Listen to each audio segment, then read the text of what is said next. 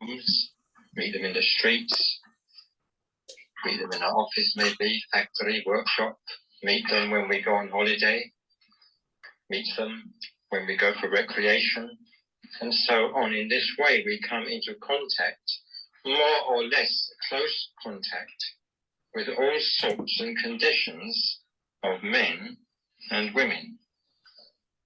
And if we're really observant, if we go around with our eyes open, or at least relatively open, we shall begin to notice various things about the people with whom we come in contact, the people that we meet. We may, for instance, notice that they're all different. Notice that they're all even physically different. They may all be built in the same sort of way. They may all have a single trunk and two legs and two arms, 2 feet, 2 hands, 1 head. It doesn't seem very imaginative. But despite this lack of imagination on the part of nature, despite this very standard pattern, this very standard equipment, we notice that they're all different. At the same time, we notice too that in very many ways, both physically, psychologically, morally, spiritually, they're very much alike. In fact, they may be all the same. And further than that, we notice that people are both all the same and at the same time all completely different.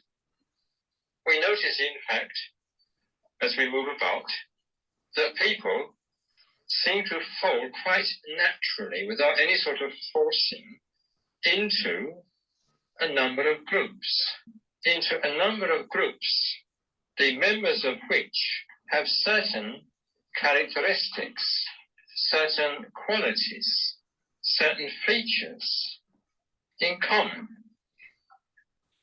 And it's as though, as we start sort of thinking about it and reflecting upon it, it's as though the members of these various groups were related to one another very much in the same way that the members of a single biological family are related to one another. They bear a sort of family resemblance to one another. And pursuing this train of thought, we may say that we've all had the experience, for instance, of reading a book, say reading a novel. It may be some great classic of the past, or it may be a comparatively modern novel. And in the novel there are various characters, various personages. Sometimes they're very well described, sometimes very vividly described. And every now and then, when we read in this way and make the acquaintance of these characters in this way, the thought flashes across our minds, but I know somebody just like this, or I've met somebody just like this, who not only looks like that, looks like the person described by the novelist, by the writer, but behaves like that in the sort of situations which the novelist has described that particular character behaving in. And the same sort of thing happens when we actually meet people for the first time. We very often get the sort of feeling, well, I haven't met this person before, but I sort of know this person. They seem somehow rather familiar. And then it sort of comes home to us that we already know or have known someone very similar to this particular person. And sometimes in both these cases, both these kinds of cases, the resemblance is not just accidental, not just trivial, but extends to the whole character structure, as it were. So that the whole character structure of the person that we meet, as it were, in the novel, and the person that we meet in the flesh, and somebody else that we've known in the past, seems pretty much the same. And in such cases as this, when we have experiences of this sort, we very often say that these different people, real and imaginary or imagined, are of the same type. And if we're particularly observant, we may notice that there are some types, certain types, that seem to recur, that seem to turn up again and again, not only in literature, not only in fiction, but also in real life. And it's almost as though there's a sort of limited number of these relatively fixed types that we happen to meet. It's like the famous case of the stage army in the old days. Sometimes you had a play, you had a drama on the boards of the theatre in which there was a great army required, hundreds, thousands, tens of thousands of soldiers. So you get them marching across the stage, from left to right, backwards and forwards. You think, well, there are hundreds or thousands of soldiers coming and going on the stage. But eventually you realize, you seem to recognize them as they come round. You realize it's the same, maybe 30, 40 people dressed up as soldiers, just going round and round, as it were. It's not fresh soldiers coming in all the time. It's the same old batch of soldiers just marching again and again over the stage. So it's very much like that in real life. You begin to realize as it were, there's a relatively fixed number of types of people that you encounter. Now, this particular knowledge, this particular understanding is or can be a great practical use, because it helps us in dealing with the people that we meet, at least to some extent. If we know from certain little signs, certain little indications, the type to which a certain person belongs, then we can very often judge what their reactions, what their response is likely to be in any given situation. If we say something to them, for instance, or if something happens to them, or if they encounter a certain experience. So if we're able to, as it were, classify them in this way, and as it were, almost to predict their behavior, then of course we ourselves will know how to behave with them, how to avoid treading on their pet corns, how to put things across to them, how to anticipate their difficulties or objections, and so on. So in view of all these facts, it isn't surprising that the question of what has come to be called psychological types should have been studied with considerable interest from very early times.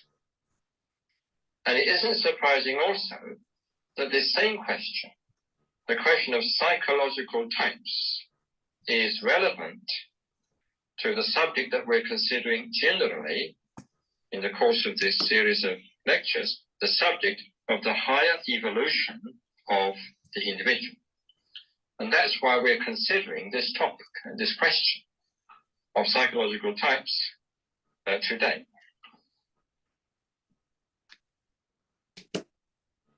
Now, I want to begin in an easy, in a simple, in a straightforward manner by describing some of the theories that have been put forward in this connection, and some of the lists of psychological types that have been drawn up by different people at different times on the basis of the theories.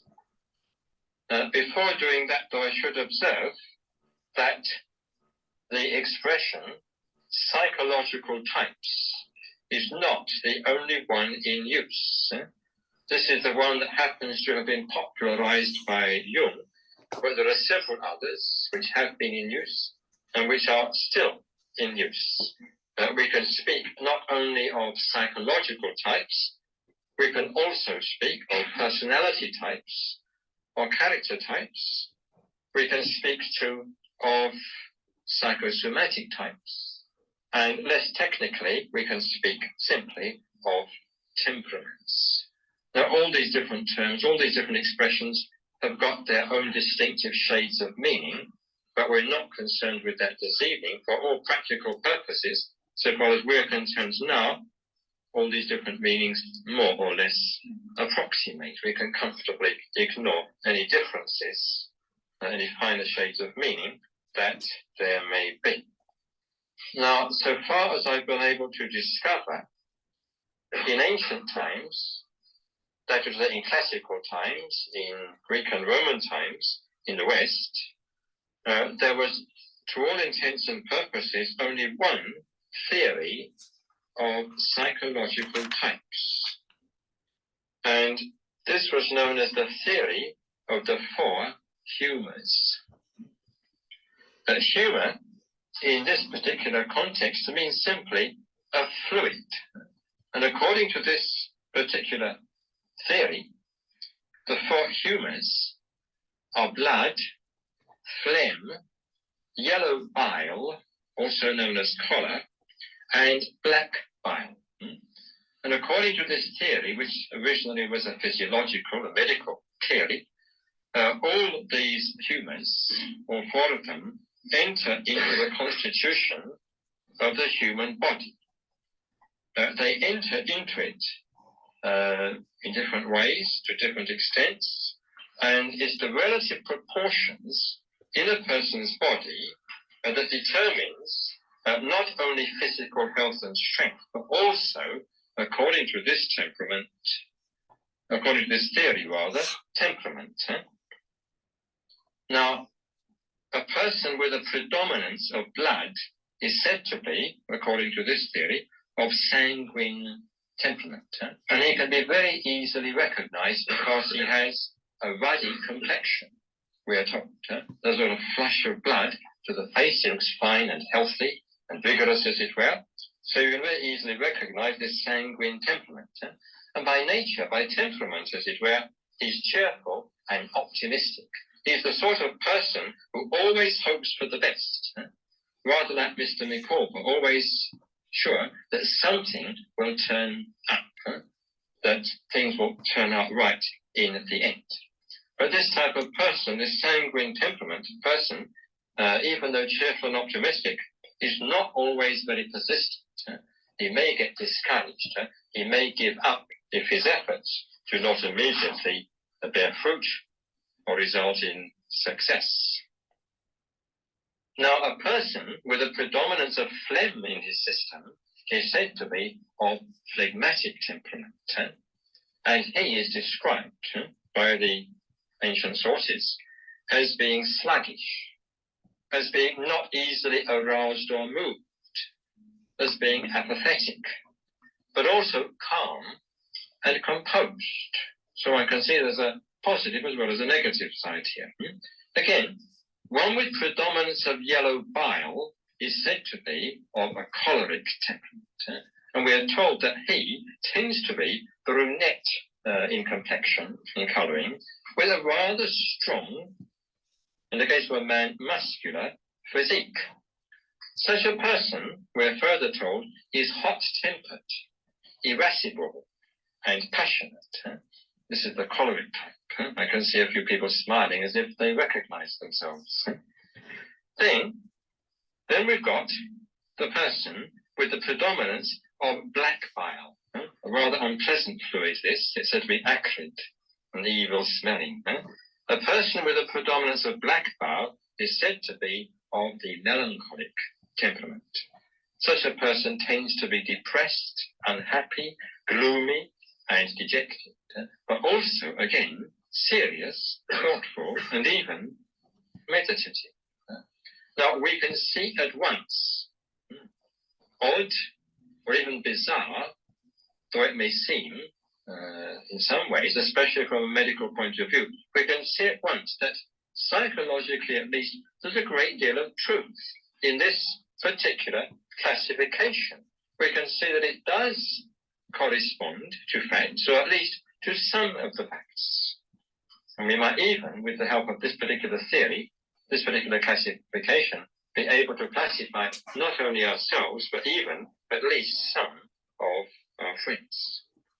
Now, the theory of the four humours is, of course, no longer accepted as scientific physiology, but the nomenclature, the terms used, choleric, phlegmatic, melancholic, and so on. These are still very much in general use, especially in literary use.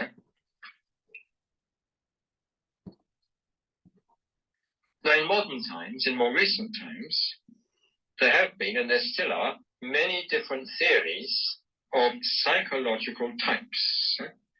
Most of these are associated with psychology, not to say with psychoanalysis. Some of them are rather suggestive, rather sketchy, not very complete, more of the nature of bright ideas. But others, on the other hand, are worked out in considerable, not to say lavish, detail.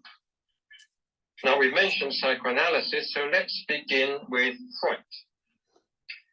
Freud, of course, is the founding father of psychoanalysis and perhaps the greatest name in the whole field of modern psychology. And Freud, as is well known, classifies individuals according to the stage of their sexual development. And he distinguishes three such stages. There's what he terms the oral stage, what he terms the anal stage, and what he terms the genital stage. And according to Freud, in the oral stage, it is the mouth of all the organs, all the parts of the body, which is the principal source of sensuous pleasure. In the anal stage, he says, the principal source of sensuous pleasure is the anal region. And in the genital stage, it's the genitals or the sexual organs. Now, according to Freud, a normal adult, a mature, psychologically, that is a sexually mature adult, has passed through all these three stages, from the oral to the anal, and from the anal to the genital. But Freud points out, and here is one of his distinctive contributions again, Freud points out that the development of the individual can be arrested at any of the earlier stages. It is possible for the individual to get stuck in the first and the second stages. And one who has remained stuck in the first or oral stage, he designates as an oral type. And similarly, one who has remained stuck in the second or anal stage, he designates as the anal type. And in this way, the three main types of his classification emerge. That is to say, the oral, the anal, and the genital. Now, it could be objected that these are not true psychological types. Indeed, I'm not quite sure if Freud himself specifically refers to them as such. But it is well known that Freud regarded sex as being of great importance in the life, especially the emotional, the psychological life of the individual. And he pointed out in a scientific manner, perhaps for the first time in that manner in history, that it is also responsible for a great deal of human happiness and a great deal of human misery. So that we may say the effects of adjustments and maladjustments in this particular sphere extend to almost every other aspect of the total psyche of our whole being. So therefore, according to Freud, sexual development proceeds pari passu with the development of the total personality. Freud would say, for instance, that one cannot have, say, an infantile sexuality and a mature adult personality in the psychological sense. So therefore, it may be concluded that one is justified in regarding the oral, anal, and genital types not just as types of sexual development or behavior, but as psychological types, strictly speaking. Now, a number of Freud's followers have put forward their own theories. Some of Freud's followers seem to have exemplified his own teaching about the Oedipus complex and seem to have turned against their founding father in many ways, and rejected some of his theories and put forward theories of their own. So it's so with this theory of psychological types as well. Sometimes the followers of Freud give rather broader, sometimes a rather narrower context for their particular theories of psychological types.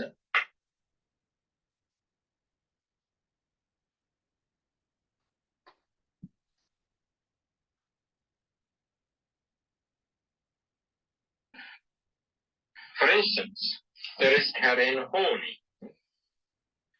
Karen Horney's classification of psychological types is bound up with her theory of neurosis.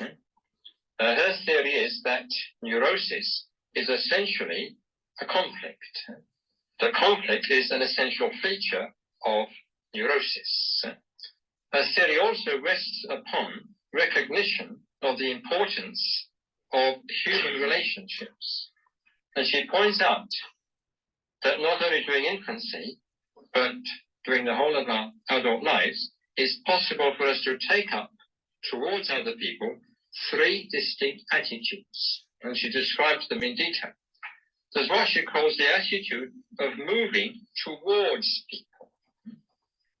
Then secondly, there's the direction of moving against people. And thirdly, the attitude of moving away from people. And the child learns all 3 of these attitudes very early in his life. He's got all 3 at his disposal. He can either move towards people, against them, or away from them. Now, Karen Horney points out that it should be possible for us, whether as child or whether as adult, it should be possible for us to adopt any one of these attitudes according to circumstances, according to the objective nature of the situation. We should, as it were, be able freely to decide, well, I'm going to move towards that, or then I'm going to move away, or then I'm going to move against. It should be possible for a person, whether child or adult, to be perfectly flexible, as it were, and to have all of these different attitudes, all of these different approaches to other people at his disposal. But this is not what happens most of the time. We usually find that as we develop, as we grow up, one or another of these 3 attitudes predominates or prevails. We sort of get into the habit of maybe always moving towards people, even when we ought to be moving against them or moving away from them. We can't help moving towards them. And even when we ought to be moving against them vigorously, perhaps, we either move towards them or we move away from them. And when we really ought to be moving away from them, rather than moving towards them, or we're moving against them. We are, as it were, under the control of one or another of these particular attitudes, which ought to be within our own control. So one or another of these attitudes, she says, either the attitude of moving towards others, or moving against them, or moving away from them, becomes the standard pattern of all our behavior. We become rigid. We become fixed.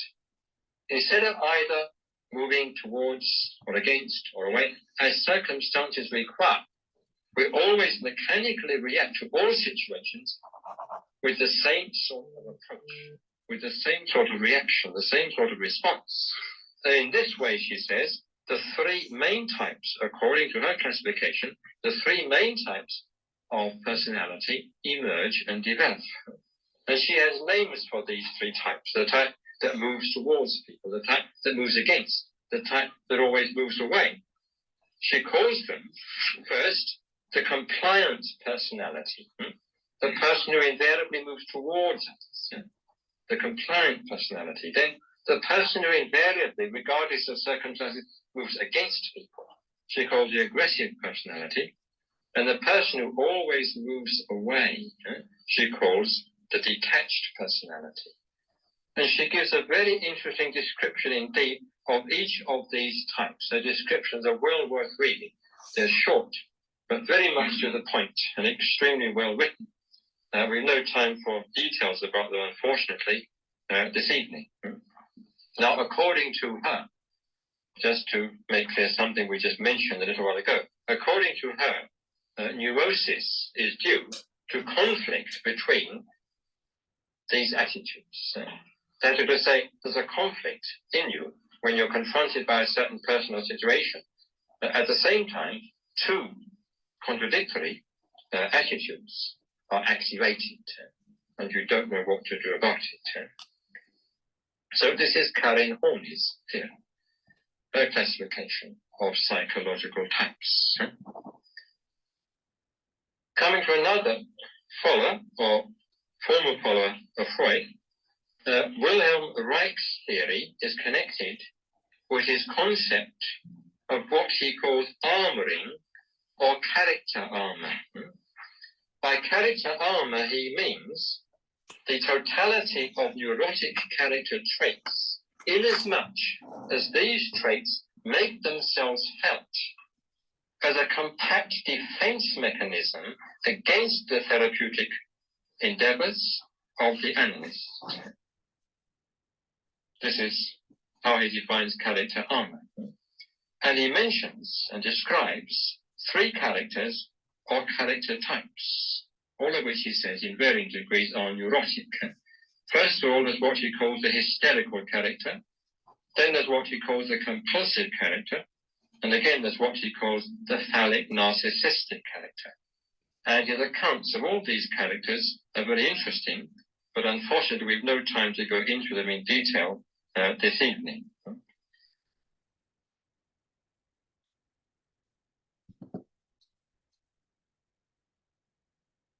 Perhaps the best known of all the modern theories of psychological types is that of Carl Gustav Jung. Jung distinguishes between 2 different conscious attitudes towards the world and 4 different psychic functions. First of all, the 2 attitudes towards the world. The 2 attitudes towards the world are those of the extrovert and those of the introvert. Perhaps now we come on to more familiar ground. The extrovert is one who goes out towards the visible world. The introvert is the one who remains within himself. We may say that the extrovert explores, or would like to explore, the universe without, whereas the introvert prefers to explore the universe within.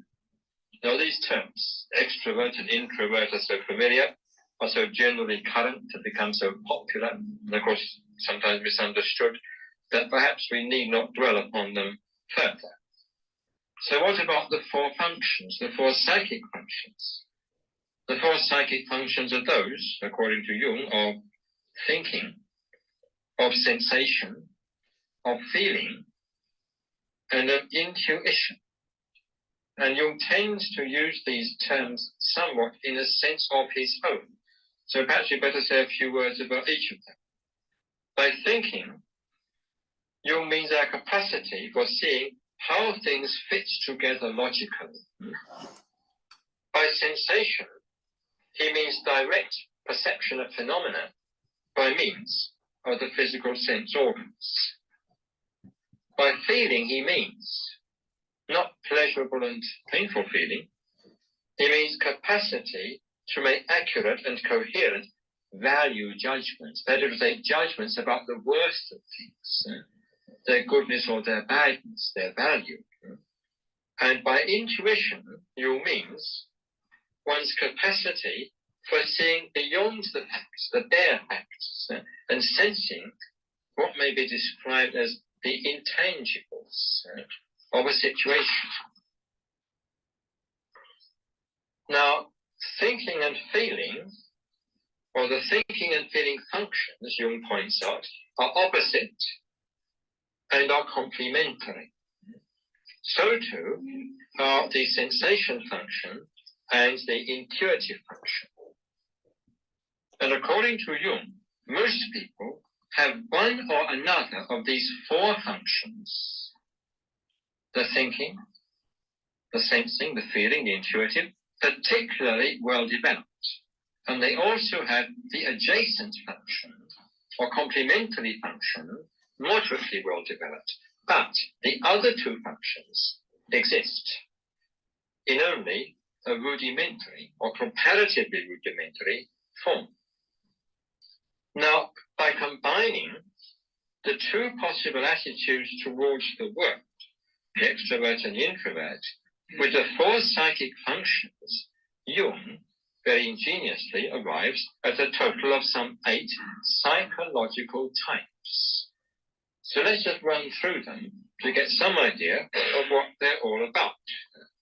First of all, there's what he calls the extroverted thinking type. Extroverted thinking type. So what does this type do? This type collects facts, collects data, ideas, thoughts.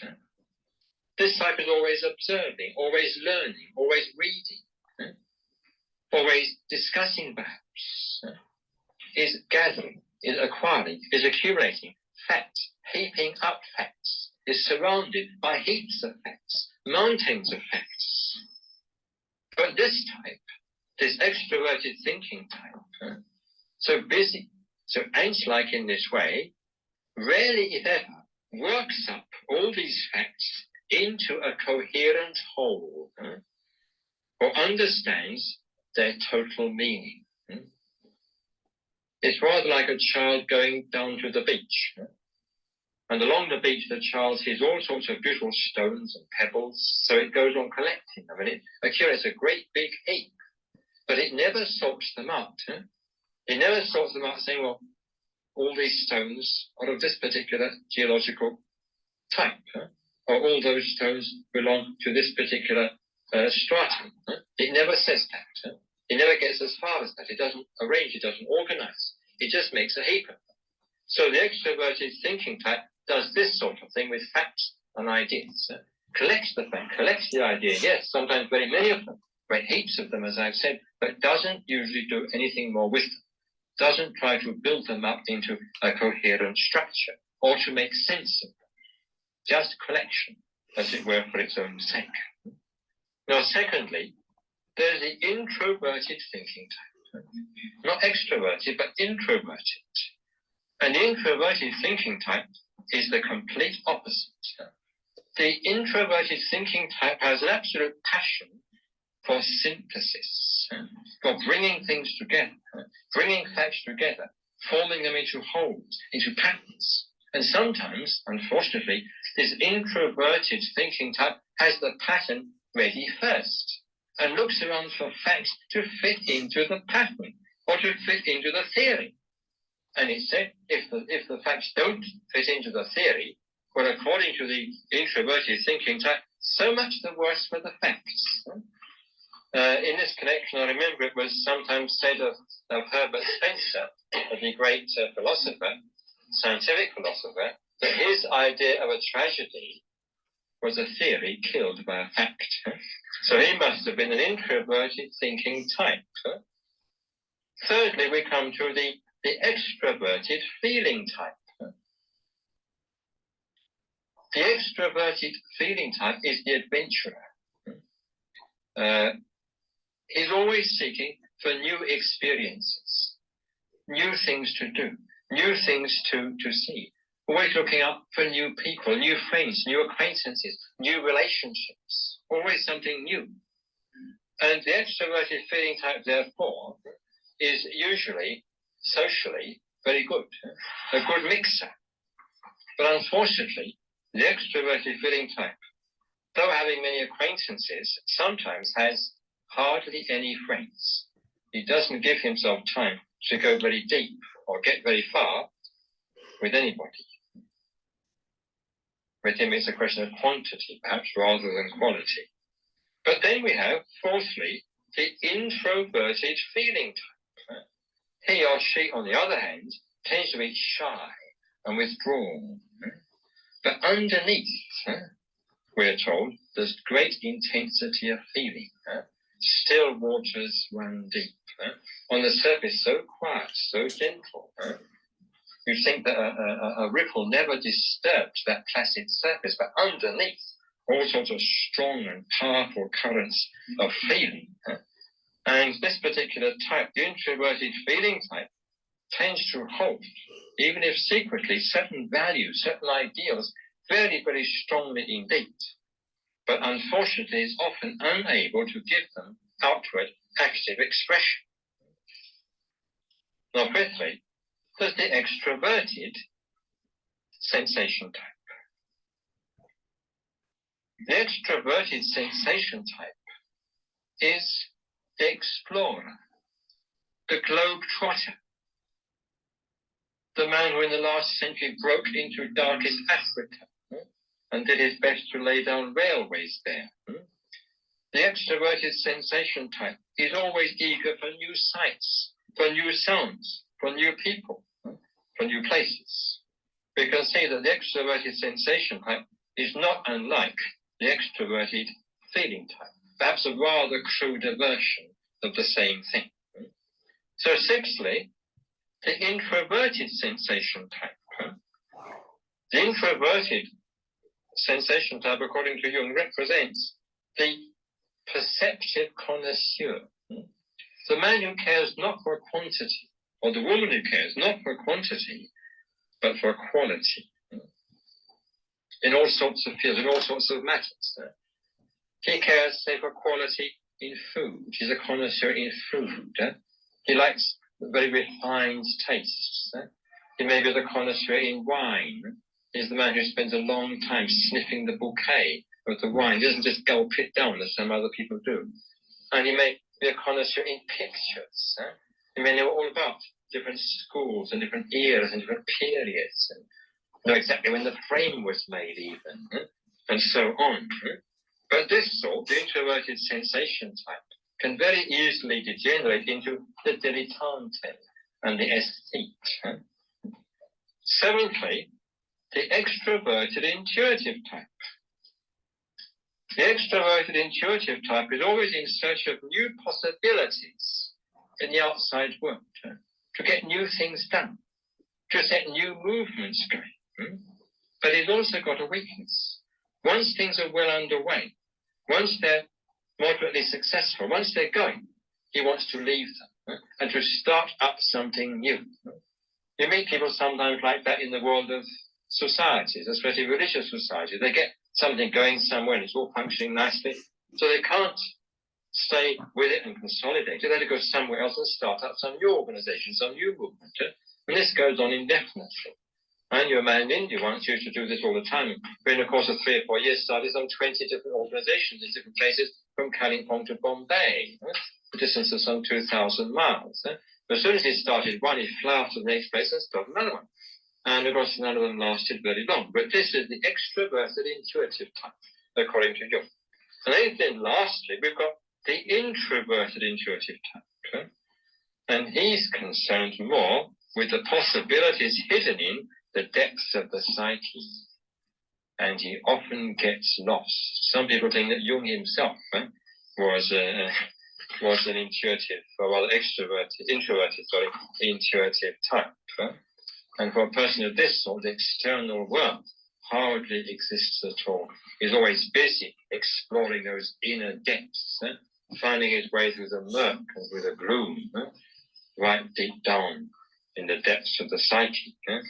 And just like a person exploring the bed of the ocean, he hardly is able to remember what the world is like above the waves. Now, I've given, in his very, very short summary fashion, simply the bare bones of Jung's theory.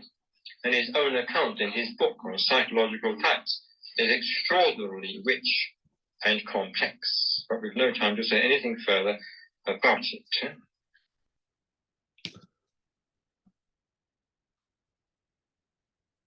Another very interesting theory of psychological types is that of Erich Fromm. I'm afraid it isn't nearly so not nearly so well known as Jung's, but in some ways it's even more elaborate and even more thorough. We've only time at the moment for a very rough partial sketch. Fromm's theory is based on the idea, which is very important in his whole thinking, based on the idea that living for a human being means relating. And Fromm points out that man relates to the world, in the first place, by acquiring and assimilating things, e.g. food, and in the second place, by relating to people, including himself. Now, the first of these, relating to the world by acquiring and assimilating things, one calls the process of assimilation.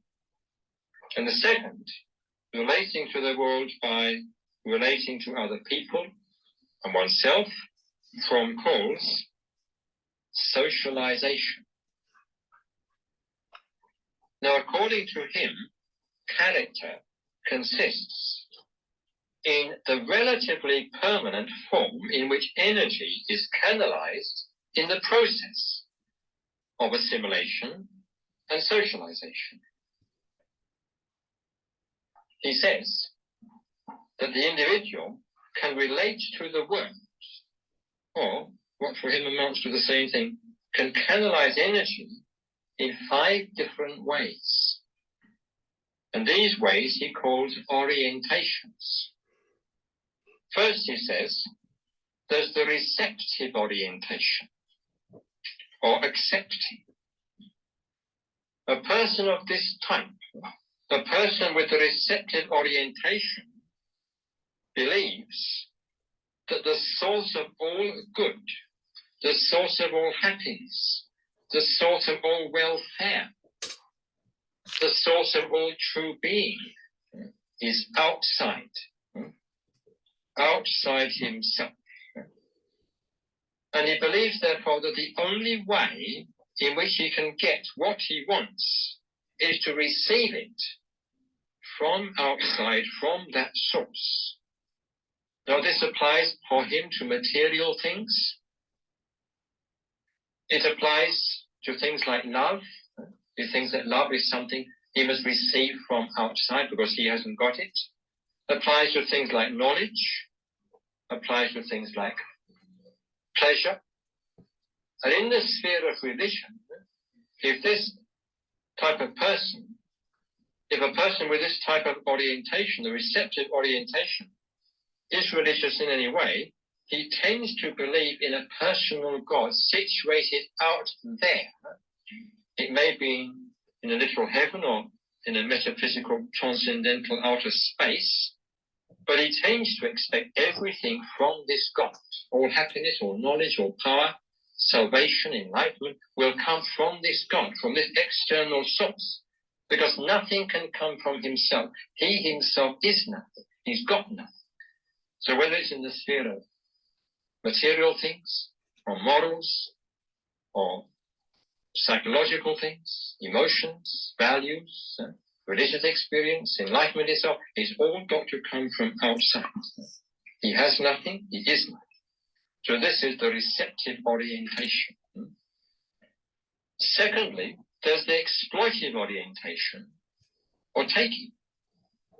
Fromm says that persons with this type of orientation also believe that the source of all good is outside, also believes that he cannot produce anything himself.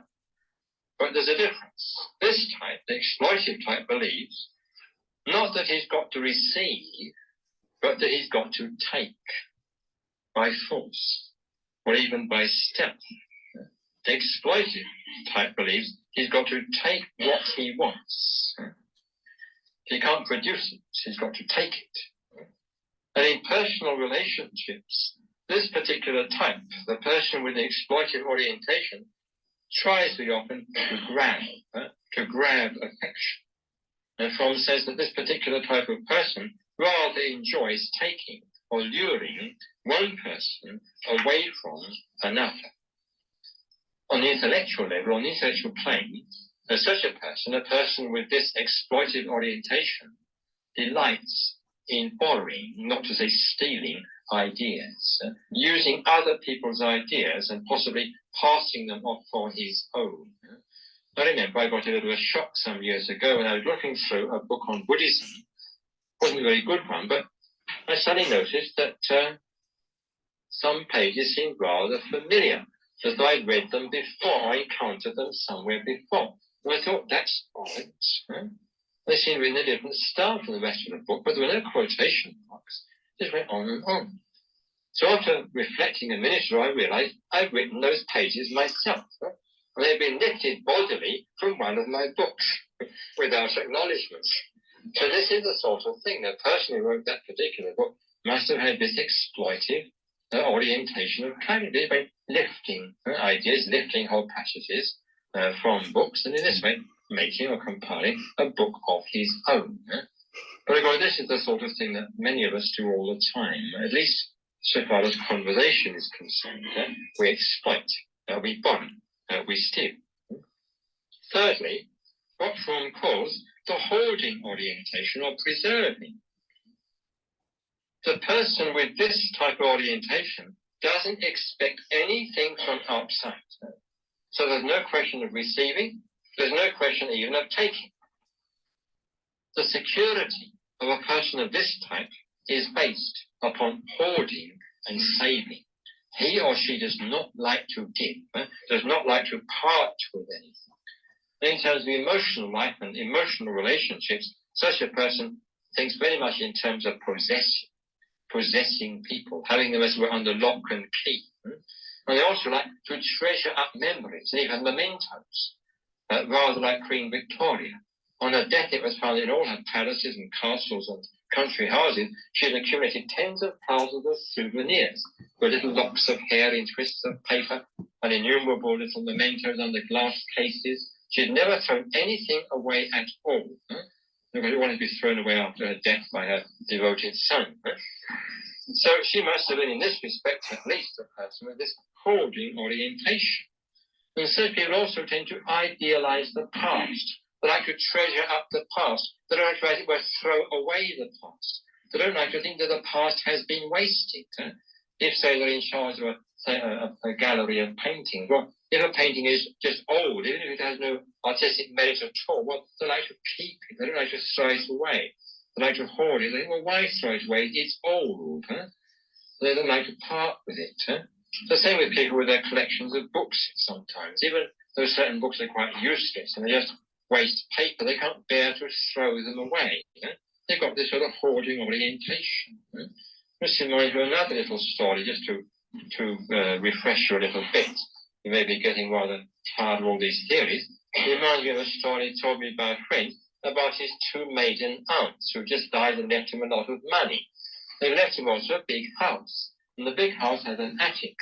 And he said when he explored it, he found that the attic was full of thousands of little cardboard boxes, each one full of dozens of paper bags and little bits of string neatly rolled up. And he said these two aunties, throughout their lives, had never thrown away a single cardboard box, never thrown away a single paper bag, and never thrown away a single piece of string. So there they all were, neatly piled up in the attic, and of course, as he said, ready to catch fire and burn the whole house down at the slightest notice. So these two old ladies too must have had this hoarding orientation. And fourthly, there's what Fromm calls the marketing orientation or exchanging. And this is very much more difficult to describe and to understand. And I must confess that I myself couldn't make quite so much sense of it as I think I've been able to make of the previous orientations. But one may say briefly that in the case of this orientation, a man's qualities, his personal qualities, come to be alienated from himself and experienced, not as parts of himself, but as commodities, detachable things, as it were, which have a certain value, a certain exchange rate, even a certain price, which means that they, i.e. he, but he as alienated from himself, can now be bought and sold. That is to say, the man himself really can be bought and sold. He becomes a thing, and he experiences himself as a thing.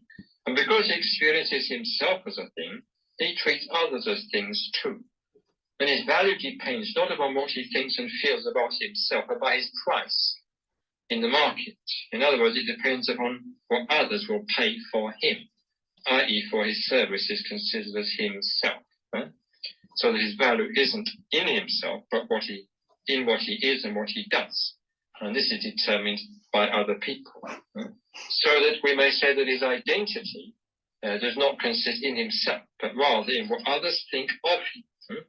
And Fromm said that this orientation is particularly characteristic of the modern age. He doesn't directly say so, but from what I've read of his other writings, I rather gather that Fromm links all this up with the early thought of Marx, which of course follows on from the later thought of Hegel, but we need not go into that now. Now, these four orientations, the receptive, the exploitive, the hoarding, and the marketing orientations, all these four, Fromm calls non-productive. So he also goes on to say that they all have both positive and negative aspects. And for each of them, for each of these four orientations, he draws up a very interesting list of positive and negative aspects. I'm going to take this evening as the shortest of these because we have no time for them all. We'll take the list which he draws up for the exploitive orientation, its positive aspects and its negative aspects, all neatly tabulated side by side. He says, for instance, that the exploitive orientation is active. That's the positive side. But the negative side of its activity is that it is exploitative. Then again, the exploitive orientation is able to take initiative. But there's a negative side to that, which is that it is aggressive. Then in positive terms, the exploitive orientation is able to make claims. But the negative counterpart of that is that it is egocentric. In positive terms, the exploitive orientation is proud. That's positive. This is rather interesting. You see that Fromm regards pride as positive. But the negative of that is that it can be conceited. Then again, positively speaking, the exploitive orientation is impulsive. But negatively speaking, it is rash. Positively speaking, it is self-confident. But negatively speaking, it is arrogant. Positively speaking, it is captivating. But negatively speaking, it is seducing. So in this way, Fromm tabulates the positive and the negative aspects of each of these orientations. And this gives his whole study of the subject very great richness and very great complexity of detail. Now there's a fifth orientation, which is what he calls the productive orientation. Whereas there are four non-productive orientations, there's only one productive orientation. And Fromm says that a person with this type of orientation aims at growth and development of all his potentialities, at the growth and development of all his powers. But he also puts the question immediately afterwards, what is power? And he makes a distinction. He says he means by power, not power over things or over people or over situations or over events. That's a perversion, he says. Power over is a perversion. But he means power to do, power to feel, power to act, power to think, power to develop. This is positive. This is healthy. Unfortunately, we've no time to pursue this matter further, but I'd like just to add that Fromm's whole discussion of this subject is very, very interesting indeed. Now, you must have noticed that